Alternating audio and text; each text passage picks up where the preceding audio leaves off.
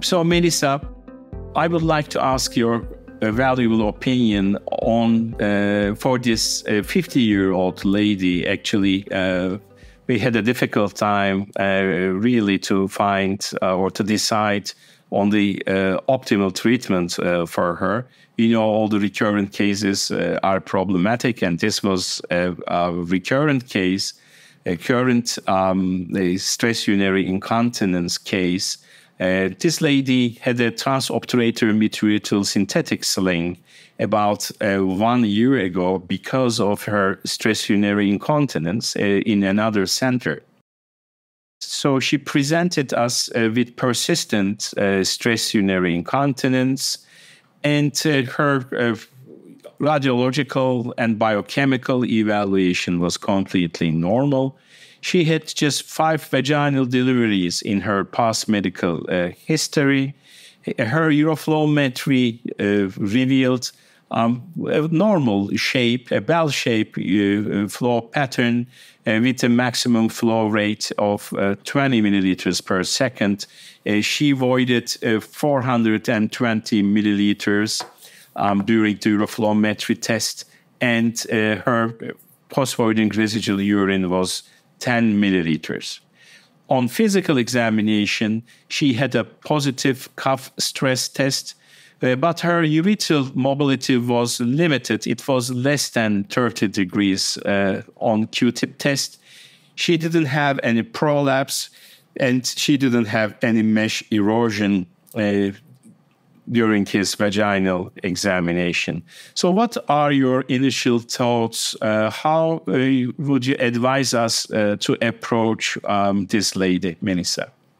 Such a difficult situation, particularly with patients with recurrent or persistent leakage after these types of surgical interventions.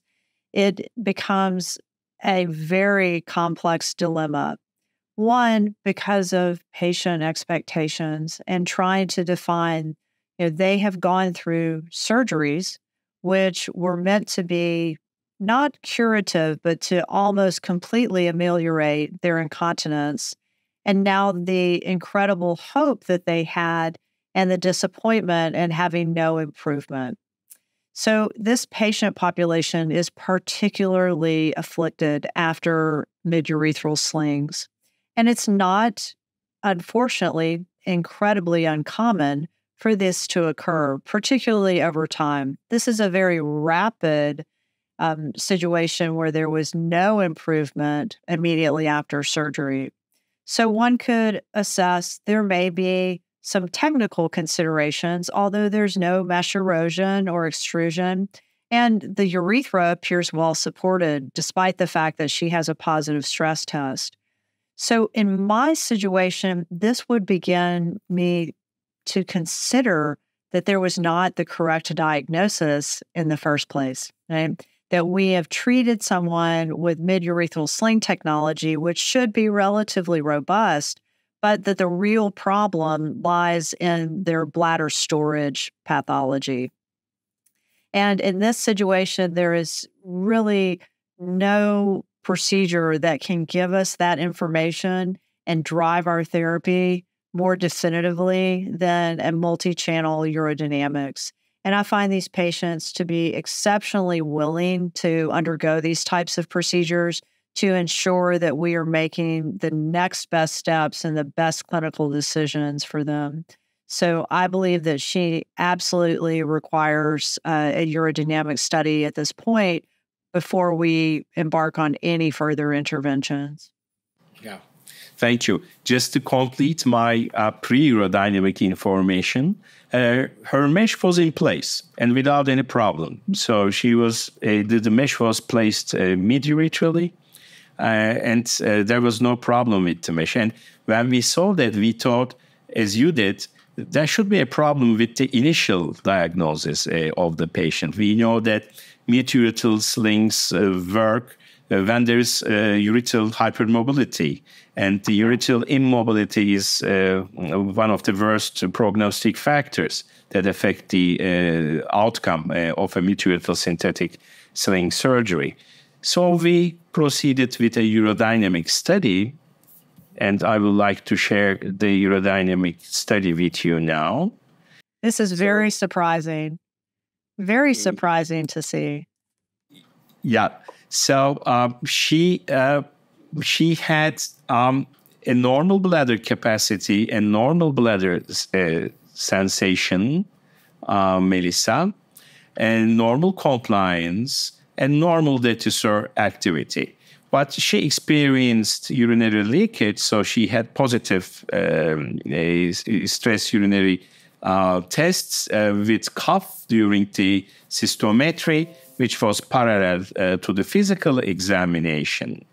But the leak point pressures were low. They were about 60 centimeters of water. And then if you look to the pressure flow study, she voided with a Qmax of 26 milliliters per second and with a P detusor at Qmax of 14 centimeters of water. And she could completely empty her bladder in a synergic way during the pressure flow study. So that was our finding with the urodynamic study. And in summary, she had urodynamic stress urinary incontinence with low Valsalva leak point pressures here. Yes, again, surprising. I would have anticipated some degree of instability. But now what I've discovered from your study is that likely she had the same low leak point pressure and lack of hypermobility before her sling, that it wasn't the sling that stabilized her urethra, that she actually has some degree of sphincteric dysfunction of ISD that was present prior. And this would not be unusual after 5 vaginal deliveries. So I believe that this really informed my next steps for her, because in this situation, I would strongly recommend at this point an autologous fascia pubovaginal sling for her stress urinary incontinence. She demonstrated on the pressure flow that she's not likely to have obstruction from the autologous fascial sling, the bladder neck sling. And so I'm very confident that this will both assist her incontinence and with a stable detrusor. There is still a risk doing that procedure of obstruction or of de novo urgency, but we would be more likely to be able to mitigate any of those issues with a pubovaginal sling. I think the other question that comes in this situation particularly is what to do with the mesh that's there. Okay? And there's really 2 schools of thought. One is to remove it because it is a foreign body. It remains a risk for the patient. I am going to be right in that area because my dissection will lead me through when I use the flap for the pubovaginal sling into this area. And so it may be prudent to at least remove a portion, the suburethral portion of the mesh at the same time. But that's really an individual provider's decision, what they're comfortable with. It does put the patient at somewhat elevated risk of having urethrotomy and needing urethral reconstruction. But in this situation, since you're already putting a sling, you have that interposition tissue, and the only difference would be the duration of having a catheter afterwards. But I do believe that the benefit in her situation, particularly when it was a procedure that likely didn't need to be performed in the first place, and having the foreign body does put you at long-term risk for complications related to foreign bodies, might be prudent to remove at the same time. Thank you. This was actually what we did. We did the autologous fascia, rectus fascia, pubovaginal sling, and in the meantime, we have removed the suburethral or vaginal part of the synthetic mesh. And just there are, of course, very important points here that we can discuss further. For example, if I ask you, Melissa, if you had a treatment-naive patient with the same urodynamic chart, with the same urodynamic and physical finding. What would be your treatment offer here for her? So in this situation, I would absolutely offer a pubovaginal bladder neck sling. There may be a role for bulking agents in this situation. So the other option, though, that is going to manifest in the future is one that is only in stages of clinical trials at this point, and that is autologous muscle-derived cells or stem cell technology. And it turns out in early studies with these types of technologies, women who have had some degree of stabilization with either mid-urethral slings or never had anatomic hypermobility to begin with are ideal candidates for actual sphincter regeneration. So in the future, I believe that that may be an excellent option for women who have failed our standard mid-urethral sling technologies. Thank you. I think this is a very good example, again, to show us how preoperative urodynamics change our decision-making. Because if you remove just the story of mid-urethral sling from this lady, then this lady becomes an index or an uncomplicated patient with stress urinary incontinence. Although we see very rare this patient group, in my clinical practice, it's less than 5%, but still there is a discussion going on whether or not to do the preoperative urodynamic studies for this patient group. So this mid-urethral sling did not affect anything, obviously, did not do anything to treat the pathophysiology of the patient. And again, if you consider this as an index patient without any surgical treatment before, the urodynamic study here, the findings, would have changed our decision-making for this lady. Do you agree with me on that? Absolutely. It was critical for us to define whether she had bladder instability or whether this really was sphincteric dysfunction that was undiagnosed prior to her mid-urethral sling.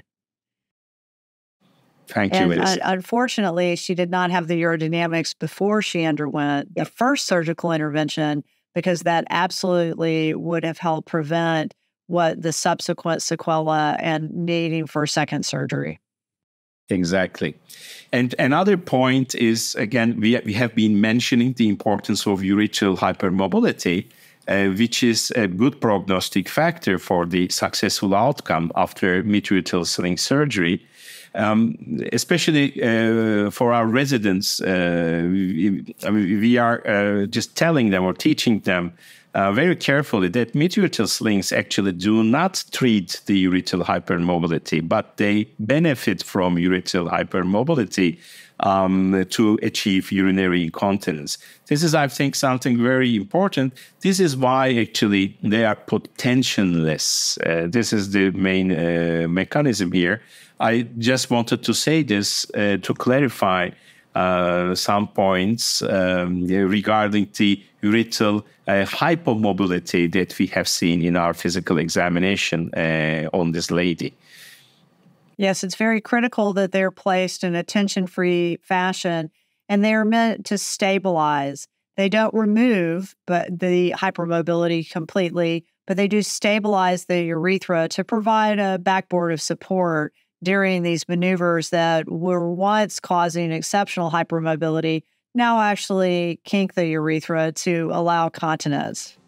Exactly. So again, thank you very much for your comments for this case, which clearly shows us the importance of preoperative urodynamics again.